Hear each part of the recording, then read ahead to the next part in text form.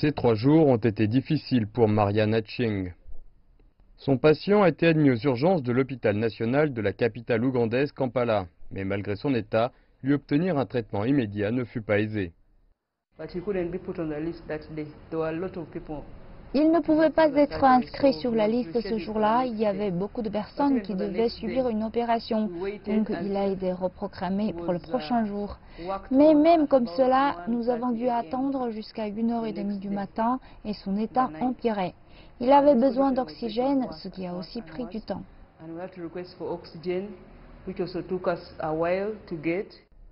Le patient a subi une opération pour retirer une inflammation dans son estomac et se trouve en phase de rétablissement à présent. Mais l'accès aux médicaments demeure un problème. Les médecins viennent le matin et prescrivent les médicaments et une liste de ce qu'il faut acheter. Donc nous devons acheter davantage de gants, des antidouleurs, des injections et ensuite les infirmières viennent nous demander de les administrer.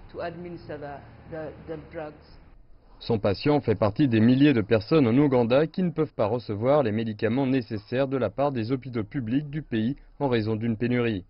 Selon l'association médicale ougandaise, les femmes enceintes qui ont besoin de soins d'urgence sont particulièrement à risque. Une fois, une femme enceinte est arrivée tard et nous n'avons pas pu sortir acheter des médicaments dans les pharmacies privées et malheureusement, elle a perdu son bébé. Le ministère de la Santé attribue ce problème à la mauvaise coordination entre l'agence gouvernementale responsable du ravitaillement en médicaments et les établissements de santé, un problème qui aurait été rectifié.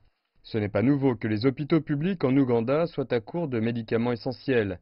Les travailleurs médicaux se plaignent régulièrement du manque de médicaments et des matériels médicaux nécessaires. C'est l'une des raisons qui poussent les médecins à se mettre régulièrement en grève. De plus, le budget du pays alloué à la santé n'est pas suffisant.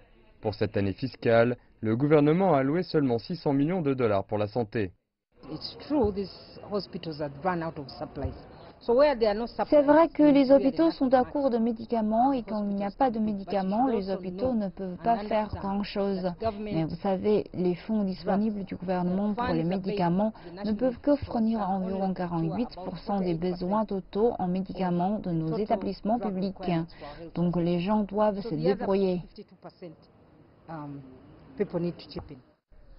La plupart des hôpitaux privés en Ouganda sont hors de portée d'une population qui vit en grande partie dans la pauvreté. Les malades doivent se tourner vers les établissements publics qui sont dans la plupart des cas mal équipés. Et pour le moment, les patients doivent s'accrocher en espérant que la situation s'améliore.